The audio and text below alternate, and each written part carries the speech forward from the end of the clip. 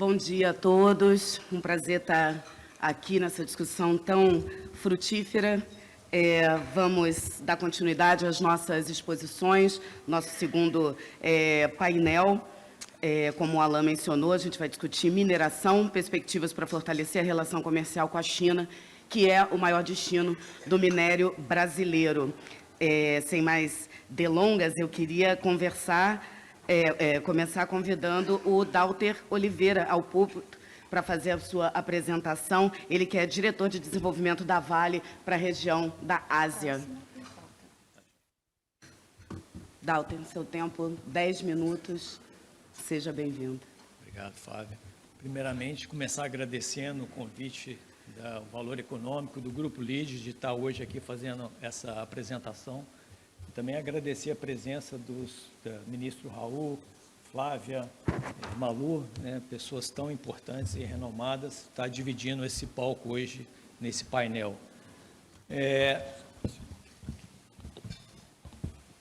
Obrigado. Minha apresentação hoje, né, a gente vai falar um pouco sobre a Vale na China, né? A minha carreira, né, estou na Vale há 28 anos, né, comecei minha carreira na Vale sempre ligado ao desenvolvimento da parceria entre Brasil e China. São 17 anos morando na Ásia e hoje eu vou falar um pouco dessa parceria entre Brasil e China. Né, todos sabem, né, da nossa relação forte de minério de ferro, né, das exportações de minério de ferro do Brasil para a China. Minério de ferro é o nosso carro-chefe, nosso principal produto, e a China é o nosso principal cliente. Mas eu queria, na apresentação hoje, falar de um aspecto um pouco além dessa relação de cliente-fornecedor, mas uma relação de parceria que a Vale tem na China. Só como um spoiler, né, a gente tem aí os painéis elétricos, que é um exemplo claro dessa parceria, que a gente vai falar um pouco mais para frente. Começar a apresentação aqui no primeiro slide. É importante destacar, né, as vendas de minério de ferro para a China. Esse gráfico mostra bem como foi a evolução das vendas, né, seguindo aí o desenvolvimento do crescimento chinês a partir dos anos 2000. As vendas aumentaram de forma exponencial. Mas eu queria voltar um pouco no tempo, né? Nosso primeiro embarque de minério de ferro para a China, ele ocorreu em 1973. Então, isso mostra, né, o pioneirismo da Vale na China. Foi até um ano antes da relação diplomática bilateral entre Brasil e China. Então, a Vale começou na China há 50 anos atrás. O ano passado, a gente comemorou, né, os 50 anos de relação comercial entre a Vale e a China, né, com muito orgulho. No início, foi muito difícil, navios pequenos, né, materiais granulados, a logística muito complexa. A gente não tinha escritório na China, né? As vendas eram feitas inicialmente do nosso escritório internacional em Nova York, depois passou a ser feita pelo nosso escritório em Tóquio, e em 94, finalmente, a gente abriu o primeiro escritório da China em Xangai, né? Então, esse escritório hoje foi aberto em 94, em 95 a gente começou com os primeiros contratos de longo prazo. Eu estou aqui hoje com a participação de dois colegas da Vale, a Tracy Xie. Tracy, se puder levantar a mão aí. A Tracy é uma chinesa, a nossa Country Manager na China, ela representa a Vale na China, e o Fei Li da área de Corporate Affairs. Então, assim, hoje a gente tem 3 escritórios na China, Xangai, Beijing e Qingdao. Estamos de norte a sul, com essas vendas nesse patamar que vocês estão vendo. Só para destacar aqui nesse gráfico 2 marcos importantes. Em 2006, a gente atingiu o volume de vendas de 76 milhões. Então, em 2006, a China passou a ser o principal cliente da Vale, em termos de país, maior destino de minério de ferro, passando inclusive as vendas do Brasil. E em 2014, quando a gente atingiu ali 157 milhões de toneladas, a China passou a ser o nosso principal destino. Então, a gente vende hoje mais na China do que todo o resto do mundo, só para mostrar a importância da China para a Vale. A Vale produz um pouco mais de 300 milhões de toneladas de minério de ferro e 2/3 dessa produção vem para a China. Então, a gente tem muito orgulho de dizer que A gente está nos pedaços aqui dos prédios, das pontes, das ferrovias, né? A gente tem um pedaço do Brasil, um pedaço da Vale nesse desenvolvimento chinês. Ao longo desses 50 anos, a gente já forneceu mais de 3 bilhões de toneladas de minério de ferro da Vale para a China. Isso, traduzindo em produção de aço, são 2 bilhões de toneladas de aço, que estão aí em todo lugar, né? Com certeza estão nesse prédio maravilhoso aqui que nós estamos em Shenzhen também. E destacar, né, que não só minério de ferro, mas a Vale também é um mercado importante para os nossos metais de transição. A Vale, além do minério de ferro, é forte em cobre, em níquel, e a gente também, a China é um cliente importante para esses metais de transição para a Vale. Bom, mas além dessa participação, né, de cliente-fornecedor, a China é um parceiro da Vale, né? São 50 anos de relacionamento. Agora a gente está reforçando muito esse relacionamento na frente de combate às mudanças climáticas. A Vale tem metas de escopo 1 e 2 e escopo 3. A China tem nos ajudado muito nas metas de escopo 1 e 2. Só para dar uns exemplos aqui, né? A gente tem comprado caminhões fora de estradas elétricos. Estão substituindo o diesel usando bateria. Esses caminhões estão vindo da China para operar no Brasil. Agora a gente está testando, por exemplo, locomotivas elétricas, locomotivas produzidas na China que a gente está começando a levar para o Brasil. Então, assim, a China nos ajudando a reduzir as poluições e o nosso impacto ambiental. Da mesma forma, a Vale tem contribuído com o escopo 3, a nossa meta é ajudar os nossos clientes a descarbonizar. Então, só para dar uns exemplos, né, nós temos hoje o Valemax, que é um navio que foi desenvolvido pela Vale, é o maior navio graneleiro do mundo, 400 mil toneladas. Um navio que foi desenvolvido especificamente para fazer essa rota, Brasil-China. Então, foi um desafio muito grande no início. Hoje a gente já tem 8 portos na China que recebem esse navio. A principal rota de transporte de minério da Vale para a China vem via navios Valemax, que pela questão de economia de escala, de capacidade, a gente consegue reduzir bastante o consumo específico, né, por tonelada de minério, de combustível que esses navios gastam, né, que é a poluição que ele gera. Então, são 45 dias de viagem, né, do Brasil para a China, então é importante a gente diminuir esse impacto da logística, né, do transporte. E da mesma forma, a gente tem desenvolvido produtos que vão ajudar os nossos clientes a produzir o aço de forma mais limpa, que a gente vai comentar um pouco mais para frente.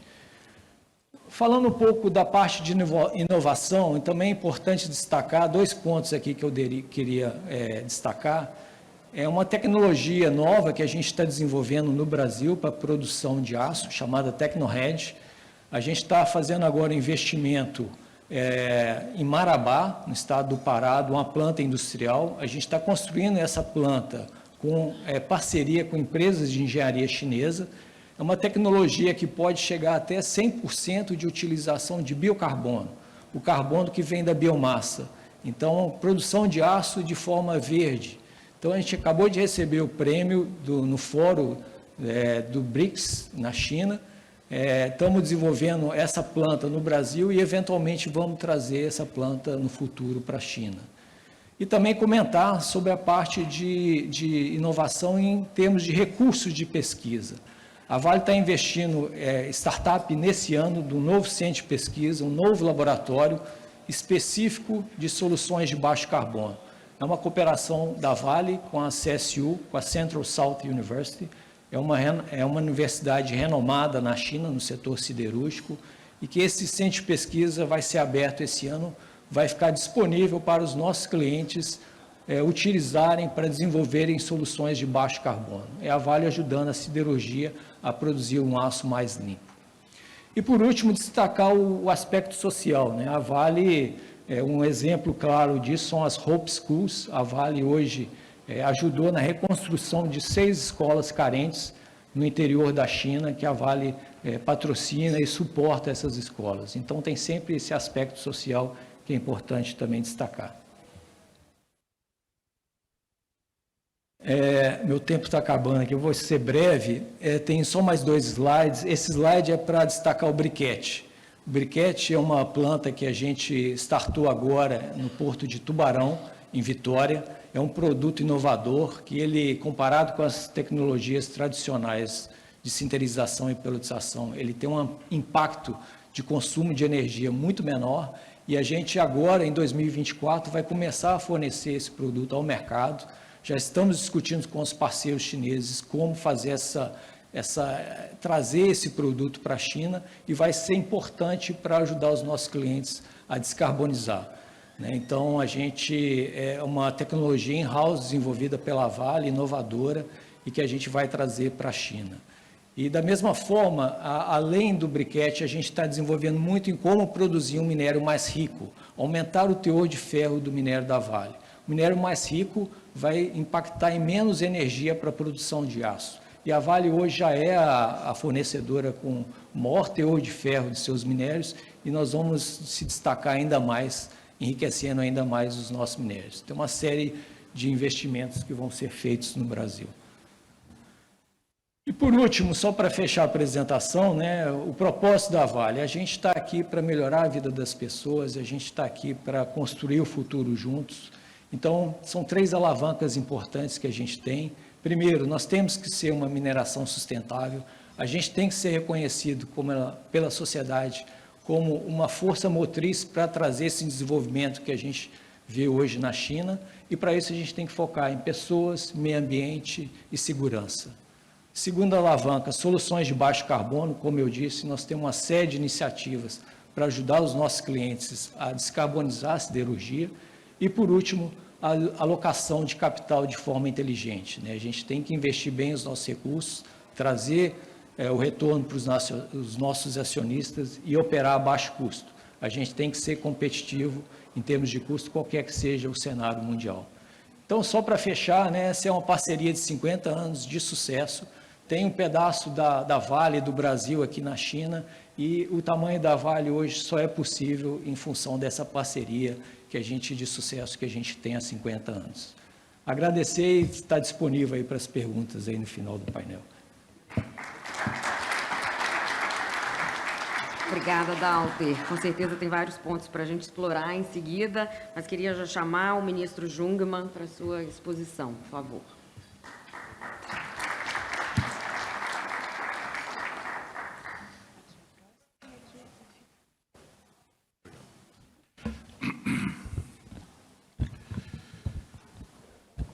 Bom dia a todos e a todas. Eu gostaria inicialmente de agradecer o convite do governador, meu querido e estimado governador e amigo João Dória, agradecer o convite que me foi feito pessoalmente pelo Fred Caixa, que, Dória, imagine, eu não reconheci quando cheguei aqui, e agora que eu estava pedindo desculpas a ele por isso. Agradecer também as equipes da CBN, do Globo, Jornal Valor, que está aqui presente, agradecer a presença do senhor cônsul-geral Alan Celos aqui, da ministra e senadora Cátia Abreu, agradecer a presença e aqui na mesa da Flávia Barroso, da Milu Filgueiras, do João Dória Neto e do Dalter, que acaba de fazer uma excelente exposição. Nós falamos aqui bastante sobre os 50 anos da relação entre Brasil e China. E eu acredito que os 2 próximos anos, essa parceria, essa relação vão se intensificar bastante. Pelo fato de que o Brasil, nesses próximos 2 anos, estará presidindo o BRICS. Todos aqui sabem o que me refiro. E também o Brasil estará presidindo no próximo, aliás, este ano, o G20, que vai se realizar no Rio de Janeiro. E, por fim, o Brasil vai estar realizando em Belém a COP30. E quando a gente considera que Brasil e China são parceiros em diversas questões comerciais, de trocas, de indústria, de tecnologia, mas também são parceiros no multilateralismo, que é importantíssimo nesse momento que o mundo vive, e também em termos de parceria climática. Nós temos grandes afinidades. Por isso, eu quero mais uma vez parabenizar os promotores desse evento, que é histórico, sem a menor sombra de dúvida, e que abre para o ano 2024 de forma extremamente promissora os nossos relacionamentos. Eu agora vou falar, primeiramente, o que é o setor mineral que nós temos no Brasil, com alguns números. E passo a eles. Nós produzimos 1 bilhão e 400 milhões de toneladas no ano de 2022. Exportamos alguma coisa como 41,7 bilhões de dólares, e isso representa algo como 40% do superávit brasileiro em termos de exportações. Temos 91 tipologias, ou seja, materiais, minerais que são produzidos no Brasil. Um faturamento de 250 bilhões nesse ano de 2022, 201 mil empregos diretos e 2 milhões de empregos indiretos, considerando todo o nosso cluster. Nós somos, sem a menor sombra de dúvida, um dos 3 principais setores produtivos do Brasil, e com uma longa história, não apenas em termos do próprio Brasil, mas também em termos da relação e parceria, como foi ressaltado aqui pelo Dalton, mesmo antes do início das relações entre Brasil e China. Agora, estamos falando aqui em termos de investimento, e eu queria chamar a atenção dos investidores aqui presentes para o fato que hoje nós temos 100 projetos anunciados em desenvolvimento, em pesquisa e em desenvolvimento na área mineral. E que eu gostaria de que aqueles que estejam interessados nos detalhes desses investimentos, que nos procurassem para que a gente possa detalhar eles e informar a respeito dessas oportunidades. Isso significa que no quadriênio entre 2023 e 2027, governador Dória, nós vamos ter um investimento da ordem de 50 bilhões de dólares, sendo que 6,5 bilhões só na área da sustentabilidade. Isso beneficiando 85 municípios, lembrando que a mineração brasileira se encontra em aproximadamente 2.600 municípios em todo o país. Quais seriam esses investimentos? Aí estão eles: minério de ferro, que é exponencial, os socioambientais, fertilizante, bauxita, cobre, logística, ouro e assim por diante. Posso, mais uma vez, repito, detalhá-los a quem queira conhecer. E aqui, isso é algo extremamente importante, não só na nossa relação, mas também em termos globais, já que nós temos um compromisso com a economia de baixo carbono, que são aqueles projetos voltados para a transição para uma economia neutra de baixo carbono. Aqui um parêntese. Não há a menor possibilidade, senhor cônsul, de que nós façamos uma transição como nós queremos para uma economia de baixo carbono, superando não mais a crise, mas a emergência climática que nós estamos vivendo, sem os chamados minerais críticos. E, Fred, nesse aspecto, não tem a menor sombra de dúvida que nós temos muito potencial e temos muito a construir em termos de parceria. Hoje, este é o resumo do que nós temos na parceria em termos minerais entre Brasil e China. E, evidentemente, que o carro-chefe é o ferro. Nós exportamos hoje para a China, número 1, soja e seus derivados, ou processados, com 37 bilhões de dólares, e, em segundo lugar, praticamente empatado, petróleo ou óleo bruto e, exatamente, a questão do ferro. Petróleo com 18 e ferro com aproximadamente 17 bilhões de dólares, o que dá uma expressão muito clara do que representa essa parceria. Aqui nós temos, esse quadro é muito interessante porque ele mostra a posição que a China tem em relação exatamente às tipologias minerais que nós somos parceiros e que nós exploramos no Brasil.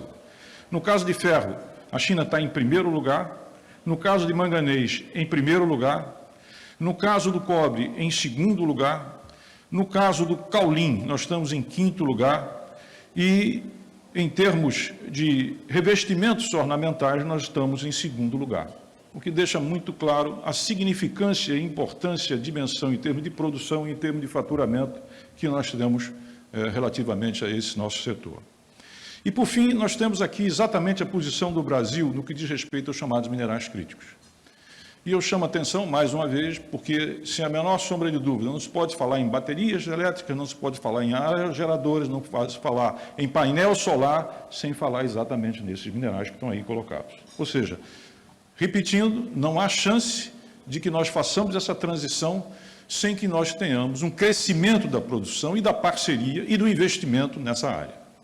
Só para pontuar essa especificamente essa questão, segundo a Agência Internacional de Energia, no ano 2022, Flávia, nós tivemos uma demanda de aproximadamente 320 bilhões de dólares em termos de minerais críticos ou minerais estratégicos, como se queira chamar. Isso quer dizer que até 2030, esse mercado deve chegar a algo como 1 trilhão e 200 bilhões de dólares. E isso abre um imenso potencial de parceria, dado a complementaridade que nós temos entre a economia chinesa e brasileira, e vice-versa. E nós estamos aqui exatamente preocupados e voltados para que haja um incremento dessas parcerias que são essenciais para os nossos dois países. Concluindo, e dentro do tempo, gostaria de ressaltar algumas coisas mais, governador, na área dos valores. Eu vou repetir.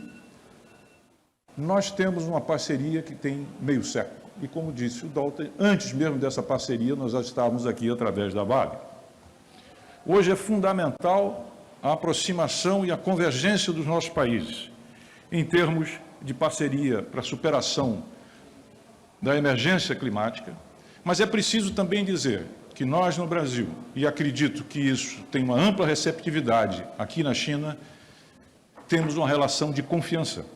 Uma relação de confiança que pode ser muito claramente colocada em termos, por exemplo, da relação que existe entre a CBMM e a produção de nióbio, o nosso principal mercado comprador de nióbio. Nós somos o maior produtor do mundo em termos de nióbio. Está aqui, é uma parceria também de aproximadamente 50 anos, Fred, sem até desnecessário falar na relação com a Vale.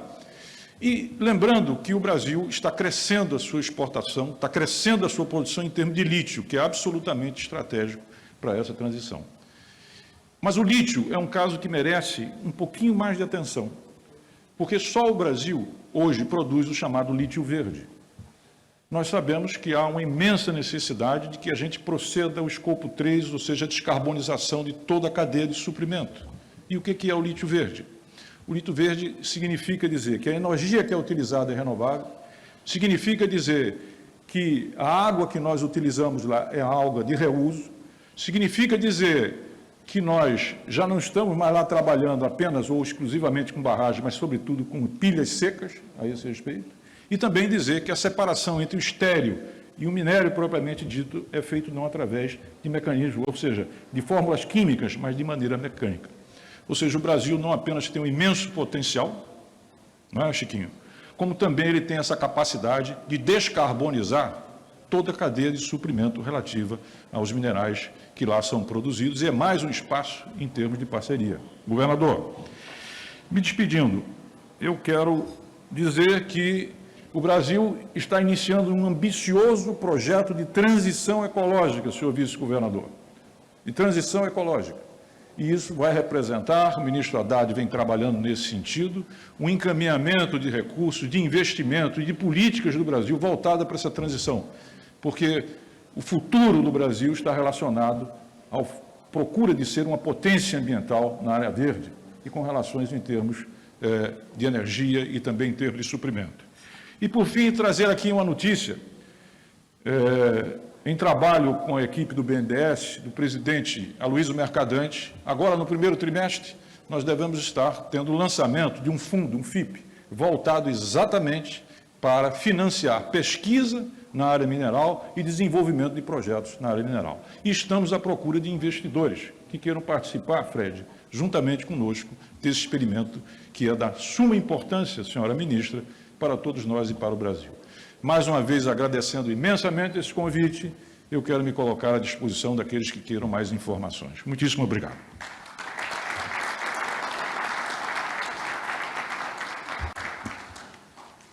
Muito obrigada, ministro, pela exposição tão esclarecedora sobre o mar de oportunidades que temos abertos aí temos aberto na mineração brasileira. Enquanto o senhor toma uma água, a gente vai começar aqui o debate com a minha moderação e da Malu, e eu começo com o Dalton. Você mencionou... Foi? Você mencionou os 50 anos e como Desculpa. com ele.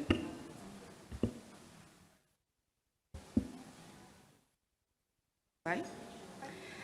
Dalter, você mencionou os 50 anos, né, de história da Vale e como a China e o próprio desenvolvimento chinês impulsionou o desenvolvimento da própria Vale, não só em volumes, mas em inovações, em novos produtos, em abrangência de produtos e pesquisa.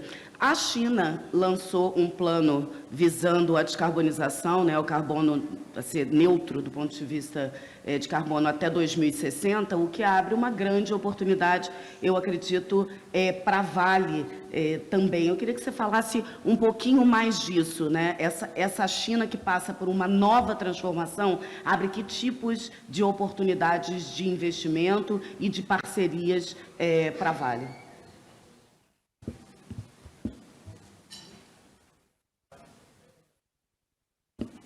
Obrigado, Flávia.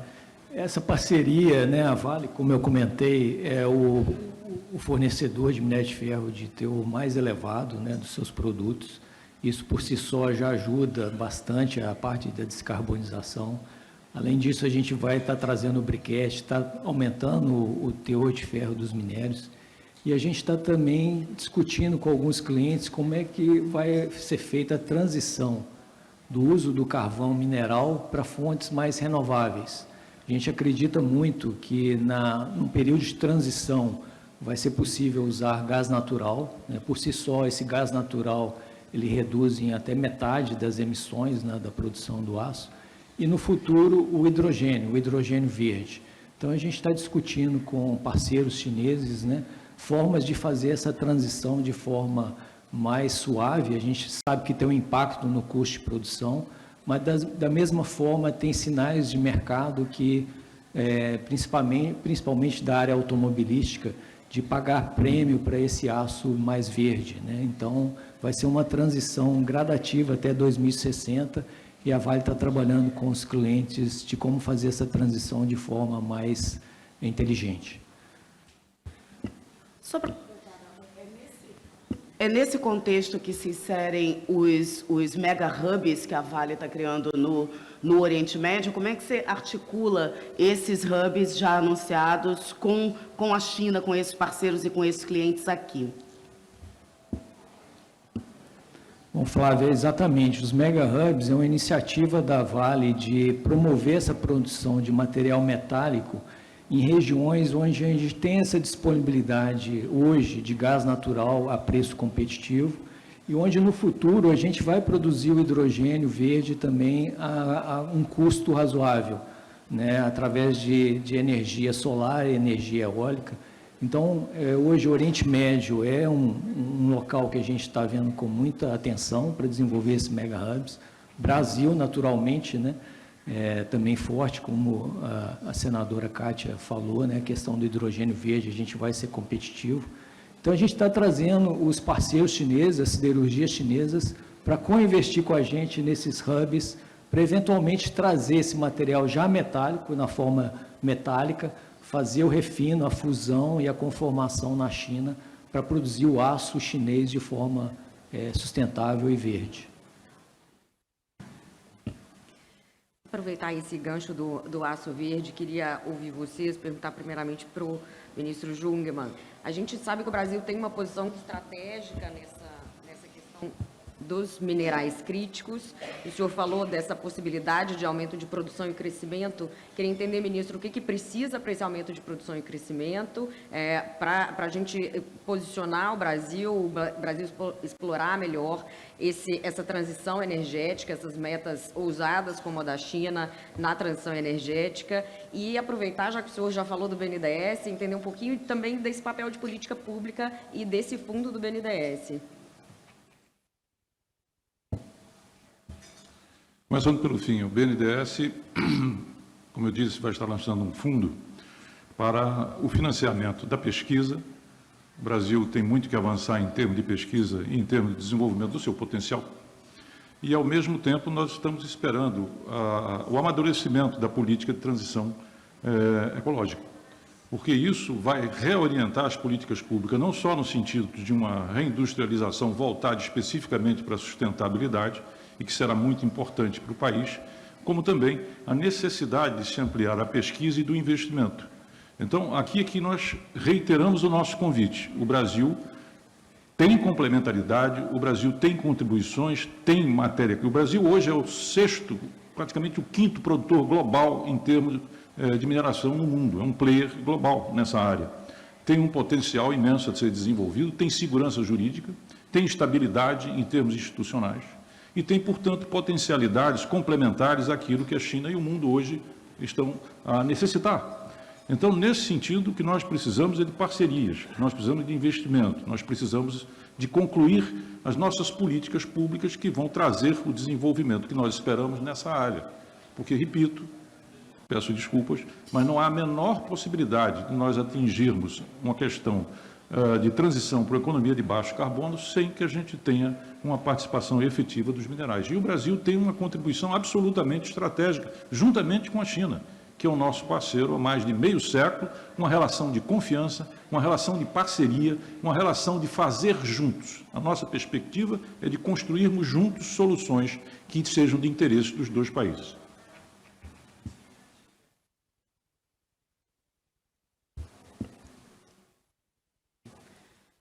Perfeito. Em relação à demanda, Dauter, eu queria te fazer essa pergunta do minério de ferro. Muito tem se falado recentemente em relação à perspectiva ou não de desaceleração econômica mais ou menos forte, principalmente do setor imobiliário na China, o que teria um impacto relevante para empresas como a Vale. Mas parece que os sinais estão um pouco trocados. Queria que você fizesse uma avaliação desse mercado, mais no médio e longo prazo. A China vai perder importância relativa a outros países emergentes no destino das suas exportações de minério de ferro, ou você não acredita na desaceleração? Qual é o cenário com o qual a Vale trabalha?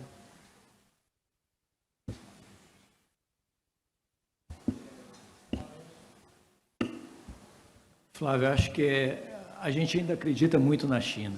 A gente sabe que a China chegou num patamar altíssimo de produção de aço, mais de 1 bilhão de toneladas por ano são produzidas na China. A China chegou num nível de desenvolvimento muito elevado, né? Então a infraestrutura está aí, né? Os prédios estão aí, mas a gente acha que ainda tem espaço para crescimento. A gente sabe que vai haver uma conversão, como você disse, o setor do real estate, o setor imobiliário está passando por uma certa pressão, mas vai haver uma transição gradativa desse aço que hoje vai para a construção civil, vai para a produção de máquinas, vai para a produção de painéis elétricos, carros elétricos. Então, a gente está sendo surpreendido pela essa demanda chinesa que está se transformando e a gente ainda acredita que a China vai ser um parceiro importante. A gente está discutindo investimentos também fora da China, mas a China, de longe, vai ser um parceiro sempre importante e vital para o crescimento da Vale. Fred, você queria fazer uma pergunta? Sim, Flávia, eu gostaria. Muito obrigado. Queria parabenizar ao Dauter e ao ministro Raul Jungmann pelas suas apresentações. E a minha pergunta é a você, Jungmann. Na esteira dos metais críticos, né, a gente fez um editorial no Globo nesse domingo, por uma feliz coincidência, falando dessa oportunidade no Brasil de termos muitas terras raras e da profundidade desses metais ser menor do que a média do mundo, portanto, um processo de prospecção que consome menos combustível. E a pergunta é como a gente pode aproveitar essa oportunidade na parceria Brasil e China para ampliar de maneira substancial a produção desses metais, mas também andar na cadeia. O Brasil exporta muito as commodities. Como podemos construir uma parceria em que, por exemplo, a gente falou muito de exportar o minério e o aço é produzido aqui, e a gente tem várias tecnologias verdes. Como a gente aproveita a onda desses metais críticos e não só expande a produção deles, mas anda na cadeia e vai até a produção de baterias e incorpora mais tecnologia dentro do nosso país? Ótima pergunta, Fred. E eu vou dar um exemplo muito prático a esse respeito. Nós falamos aqui no início do agronegócio. A base do agronegócio, e a ministra Kátia sabe disso muito bem, passa pelo potássio, passa pelo fosfato, passa pelo enxofre. E hoje o Brasil precisa desenvolver, é urgente desenvolver, a sua capacidade de produção, por exemplo, de potássio, onde a importação gira ao redor de 90%. O setor mineral é a indústria das indústrias. Praticamente todo o crescimento de indústria que existe, de construção, de infraestrutura, que seja de agro, seja como for, vai demandar mais minerais. Então, como nós podemos fazer? Nós precisamos ampliar, isso é uma questão, se falou muito aqui de segurança alimentar, nós precisamos começar a pensar em termos de segurança mineral. Porque hoje, com o processo de polarização que nós estamos assistindo no mundo, com a questão da guerra Ucrânia, Rússia e os outros problemas que estão despontando e competição que se disputa no espaço global hoje, a necessidade da segurança em termos de produção não é apenas, e claro, principalmente em termos de alimento, mas também em termos de segurança, Fred, mineral. E aí, nesse sentido, o Brasil tem algo a oferecer e a contribuir com a China que me parece muito importante: confiança, estabilidade, segurança e potencial.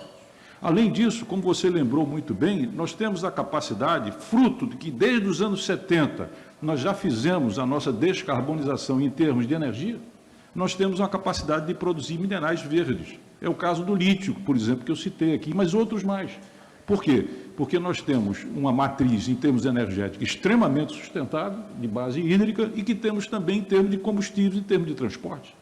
Então, nós temos a oferecer confiança, repito isso é fundamental para quem vai investir, para quem chega, né? Mas também temos essa capacidade, Fred, de transversalidade.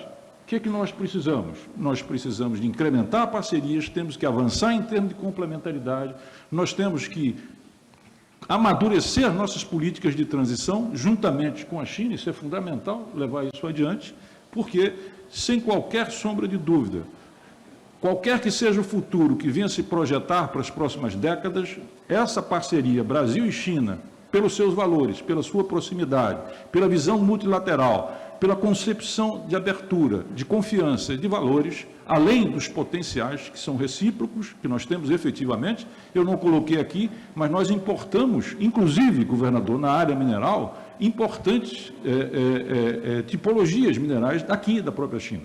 Então, essa complementaridade, vamos pensar, se tem 50 anos, tem meio século, e não tem fracasso, não tem perda, não tem, por assim dizer, desvios. Não, ela é um sucesso. Então, cabe a nós, sobretudo, ministra e Fred, nesse momento, investirmos nisso, porque é isso que dará esses resultados que você nos colocou e que, obviamente, nós cobramos a nós e esperamos uma parceria cada vez melhor com a China. Eu queria perguntar um pouquinho, ouvir vocês um pouquinho, os dois, sobre, o ministro falou do lítio verde, a gente tem visto uma volatilidade grande nos preços de lítio, entender um pouco qual é esse movimento de oferta e demanda nesse momento para esses minerais críticos, qual é por que dessa volatilidade tão forte do lítio no curto prazo, como vocês veem essa acomodação no médio e longo prazo? Só, Malu, especificamente com relação ao lítio, o que está acontecendo? O lítio se transformou numa espécie de case. Há uma demanda, governador, imensa, sobretudo em termos de baterias. Então, você começa a ter uma espécie de superprodução. A verdade é essa, e o preço ele tende a cair. Porém, onde é que está a vantagem comparativa que nós temos a oferecer? Vou repetir, no lítio verde. Porque a Sigma Lithium, por exemplo, que fica lá no Vale do Jequitinhonha, em Minas Gerais, só ela, pelo menos até onde tem conhecimento, ela tem a capacidade de utilizar energia renovável, de trabalhar reluz com água, de fazer separação entre estéreo e o próprio minério de maneira mecânica, e outros que não têm. Então, outros países precisam, evidentemente, de utilizar técnicas que não têm a sustentabilidade que nós temos. Então, se de fato nós estamos vivendo nesse momento uma questão de uma grande produção em termos de mercado, que significa Malu, uma redução em termos de valor, tonelagem, mas, ao mesmo tempo, aí onde é que está o diferencial da sustentabilidade, que é requisito para a descarbonização, escopo 3 e, sobretudo, das cadeias de suprimento. É isso que nós temos, e não apenas no lítio, viu, Malu? Nós temos essa capacidade em termos de outros minerais, mas, por isso mesmo, é que eu acredito que nós temos uma vantagem comparativa, não é, Dalton? Mas eu passo para o Dalton que ele pode complementar aqui essa minha resposta.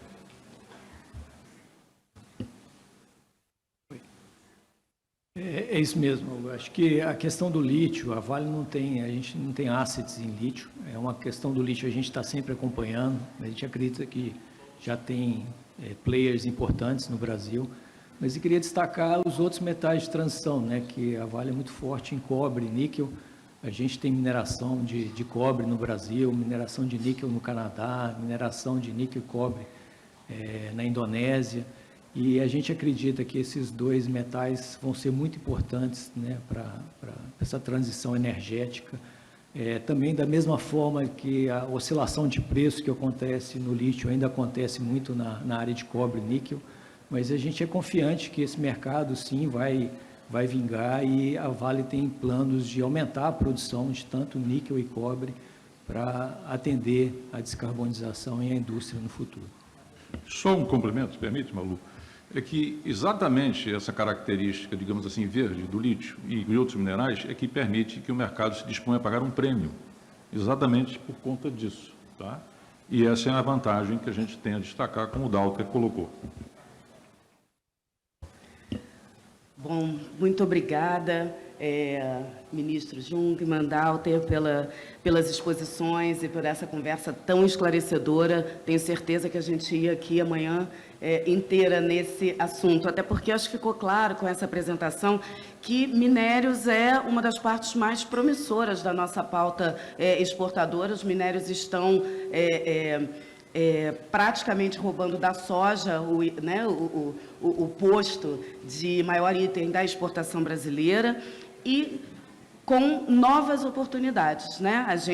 O Brasil está bem posicionado não só pelas suas reservas, mas aprendemos aqui que o valor da parceria estratégica de 5 décadas com a China, né? O quanto nos incentivou no desenvolvimento de tecnologias e de novos produtos. Então, o Brasil está pronto para esse processo de descarbonização, de dar a sua contribuição e transformar essa numa indústria ainda mais potente. Precisamos de investimento em pesquisa, mais instrumentos financeiros na linha do que o BNDES agora vem trazendo, com fundos de pesquisa e letras financeiras, né, de captação em mercado para esses minerais críticos, e inovação, desenvolver novos mercados, mais valor em cadeias. Nós nem falamos aqui, mas a chegada da indústria de carros, de veículos elétricos ao Brasil é uma sinergia incrível com a área de mineração, novos investimentos por vir.